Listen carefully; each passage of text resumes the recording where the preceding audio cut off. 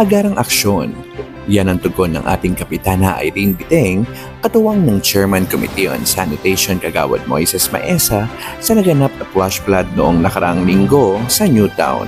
Isa sa mga malubhang nakaranas ng flash flood ang Newtown dahil dito dumadaloy ang lahat ng tubig mula sa roadman at mga kalapit na lugar patungo sa ilog ng Tialo. Mula sa mga kumpol ng basura, putol na sanga ng mga puno at iba't ibang plastic waste na naipon ang naging sanhi ng pagtaas ng tubig sa nasabing estero. Mula sa mabilis na koordinasyon mula sa ating punong lungsod, Mayor Arthur Robes at Congresswoman Florida Robes, ay mabilis na nakapagpadala ng mga heavy equipment sa direksyon ni Director Esquivel at Team Leader Cirilo Cardona.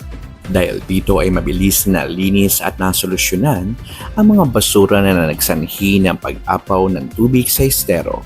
Kaya pinalalahanan ng lahat ng residente na maging responsable sa pagtapon ng basura.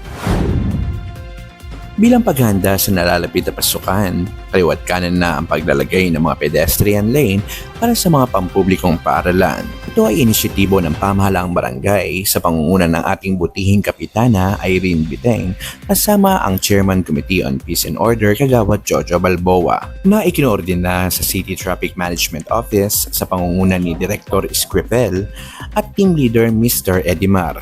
Sa paglalagay ng mga pedestrian lane ay mas malinaw na makikita ng mga motorista at pagsisilbing gabay para sa mga magulang at estudyante. Muling pinalalahanan ang publiko na itali ang kanilang mga alagang aso dahil regular nang iikot sa ating barangay ang dog catching team. Dahil sa pagtaas ng kaso ng rabies sa ating lungsod, ay mas pinaigting rin natin ang operasyon kontra rabies. Kasama ang Chairman Committee on Sanitation Kagawad Moises Maesa, mahigit 20 aso sa ating barangay ang nasilo at naipadala na sa City Veterinary Office.